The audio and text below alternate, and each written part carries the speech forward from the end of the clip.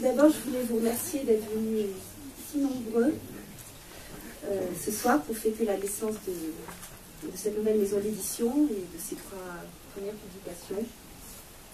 Merci aussi à Hélène Desmiri, à Faustine Franchon et à toute l'équipe de la Machine à lire de nous accueillir dans ce haut lieu de la librairie indépendante. Quelques mots sur ce qui nous a amené à publier ces 3 ouvrages. Bien sûr, le hasard des belles rencontres avec les textes et leurs auteurs. Ça commence souvent comme ça. Mais le hasard ne fait pas tout. Ces 3 textes, vous le découvrirez, sont très différents, avant tout parce qu'ils appartiennent à des genres littéraires différents. Et aussi parce que leurs propos, leur style, expriment une véritable singularité, celle du regard que leurs auteurs portent sur le monde. Donc, un roman, une pièce de théâtre et un recueil de poésie. Ces 3 genres, au-delà de leur spécificité, constituent, je crois, le cœur même de la littérature. Et c'est à ce titre aussi que j'ai souhaité qu'ils soient publiés ensemble. Je crois aussi que, par-delà les goûts de chacun, il n'y a pas de genre littéraire plus accessible que d'autres. Roman, théâtre, poésie, la littérature s'appréhende et se lit d'une même façon, celle que l'on s'invente. Si je devais dire ce qui fait la cohérence de ce catalogue naissant, et donc ce qui lie ces 3 livres, je dirais que c'est sans doute la grande sensibilité des démarches et des écritures au plus près du monde.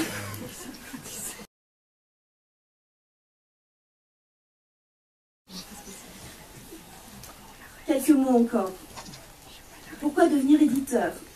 Et devenir éditeur aujourd'hui? Dans le contexte actuel, le goût de l'aventure, très vraisemblablement. Mais plus fondamentalement, je crois que c'est le goût des mots des autres, plus que des siens. Et bien sûr, le désir très profond de les porter haut et fort. Mais ce goût ne vient pas par hasard, lui. Il est le fruit de rencontres avec des femmes, des hommes qui vous invitent à partager leur passion de la littérature. Et je voudrais à cet égard remercier Didier Vergniaud, je ne sais plus où il est par là, qui est parmi nous ce soir donc, et qui m'a permis il y a quelques années de faire mes premières armes au sein de cette belle maison d'édition qu'est Le Bleu du Ciel. Je disais des rencontres avec des hommes et des femmes. Et pour finir, je voudrais rendre hommage à 3 d'entre elles qui m'ont profondément marquée. La première est une très vieille dame de 101 ans, ma grand-mère. C'est elle qui m'a appris à lire et qui de ce fait m'a ouvert les voies d'évasion multiples et souvent salutaires. La seconde, c'est Anne Philippe, une auteure oubliée, sans prétention, et souvent considérée comme un écrivain mineur, mais peu importe. Toujours est-il que c'est avec ses romans, ses récits, son univers introspectif, que l'adolescente que j'étais a découvert la littérature et les joies qu'elle procure. Enfin, la troisième, c'est Elisabeth Boulanger. Je sais que ceux qui sont ici ce soir et qui ont eu la chance de la croiser me comprendront. C'était une grande lectrice, une femme qui savait accompagner l'écriture, partager les livres, comme elle savait aussi cuisiner, avec toute la générosité qui la caractérisait.